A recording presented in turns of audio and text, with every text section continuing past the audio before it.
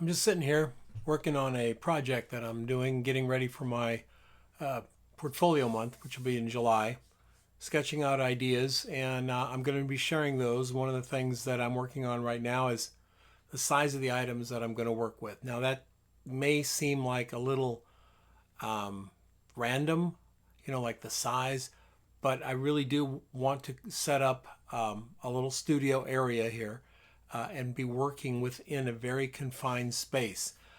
In the month of August, I'll be working with no confined space out in the woods, so to speak. But for now, I really want to concentrate on some smaller sets.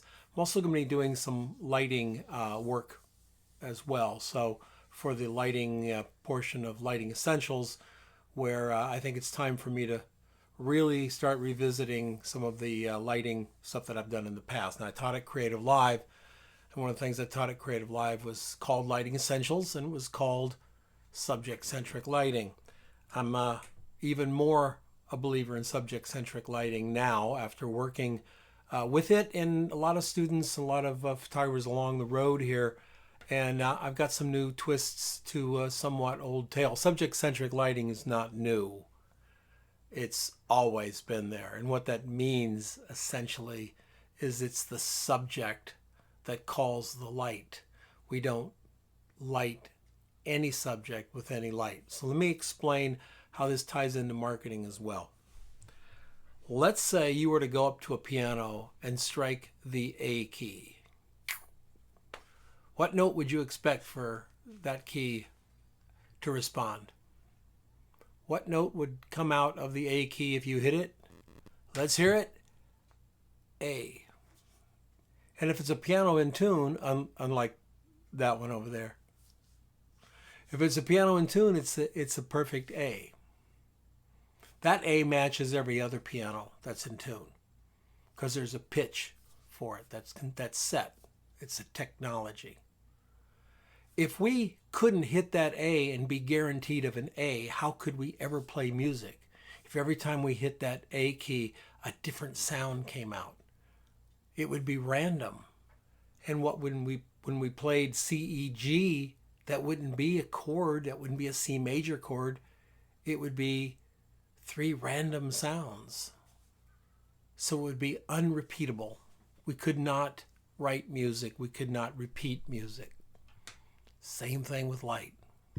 Light does the same thing every time. That strobe head at 1/8 power will give you the same light out of the front every time it flashes. It remains the same. Softbox will give you the same light every time. We're not talking about modifiers. We're not talking about, well, what if I put a filter on the front? Well, then you filtered it. That's not what we're talking about. We're talking about the light. It's the same every time. If it wasn't, we couldn't possibly recreate photographs. We couldn't possibly say, okay, well, I'm going to tweak this a little bit. There would be no tweaking. Every time we hit the shutter, the flash would be something different. Light does the same thing every time. It's such a big concept to understand. Out in the real world, we have rules. We have what's called the Sunny 16 rule. F16 at 1 over your ISO for shutter speed. If you're in bright sun, it works. Here's the cool thing. Works here. Works down in Peru where my buddy Jay is. Works over where Craig is in Indonesia. Works everywhere. 1 over the ISO for the shutter speed, F16 ISO 100, or whatever your ISO is. All right, I said ISO 100, so it'd be 1/100th at F16 at ISO 100. That's a rule that works out pretty well. Guess what? If you go to the side and that's the sun shining on me. If you put the sun shining on the side of me, like the sun is hitting me here, open up and stop to F11. Done. If you backlight it, open up 2 more stops to 5.6. Done. Step into the shadow line, 5.6. If there's lots of stuff around, F4 if there isn't. When I say lots of stuff around me, like buildings and stuff, if it's just a blue sky or dark trees, it can drop off pretty quick. And then as you step farther back in the shadow, it'll start to drop back too. Does that mean you already know your f-stops and your shutter speeds and you've already got a built-in light meter when you're out there in the world? Yeah, it does. Because light does the same thing every time. Are there little tweaks and changes? Sure. But I can guarantee if you're standing out in the middle of the desert, whether you're in California or Arizona or Oklahoma or West Virginia, and it's a bright sunny day, it's not going to be f16 at 1/2000th of a second with ISO 100. It's not going to be. It's not going to be f2.8 at 1/100th of a second with ISO 100. It's not going to be. It's going to be somewhere around f16 at 1 over the ISO. Get you there. Now, if that works, how do we tie that into marketing? Well, marketing will do the same thing every time with some effort on your part. No effort on photography part. The light is the light. If it's cloudy, open up a stop. If it's real cloudy, open up two. Marketing will be achieved by numbers.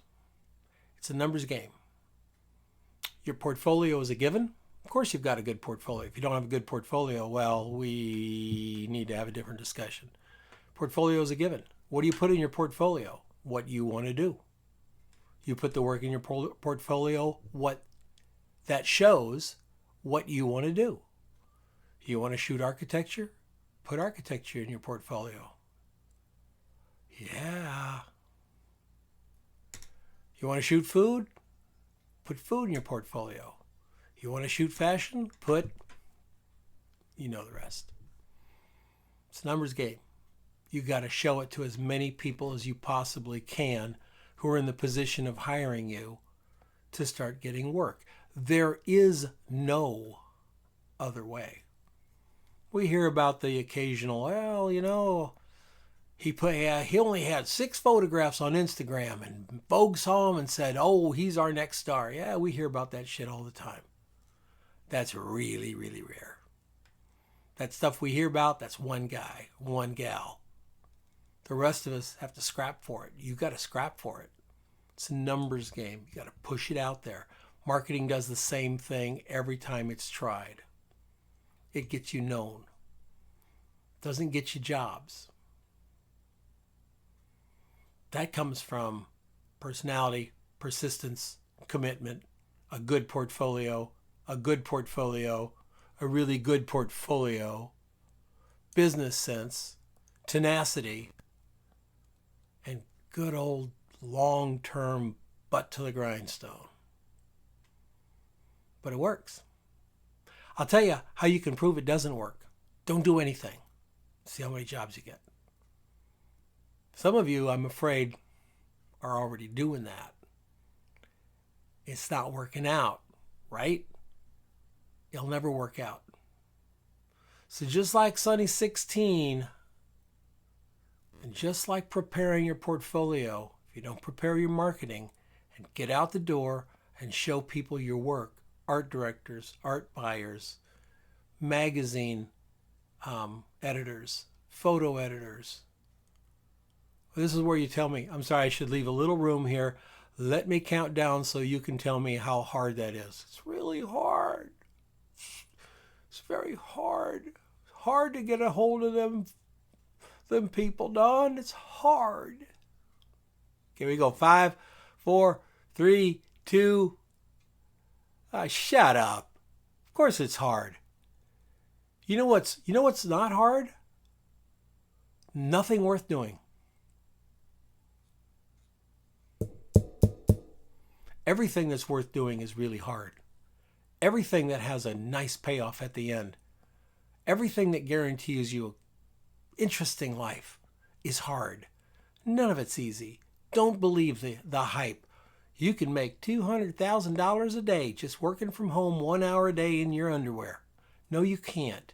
The only way anyone ever does that is selling you that stupid bullshit system that you just bought. They might be making that much money, and I even doubt it. They're only working an hour a day. They might be, but you're trying to be a photographer or a designer or an illustrator or writer, musician. Doesn't happen that way. Numbers game. Push, push, push, push, push. I'm going to push myself on out of here now. I'll see you tomorrow.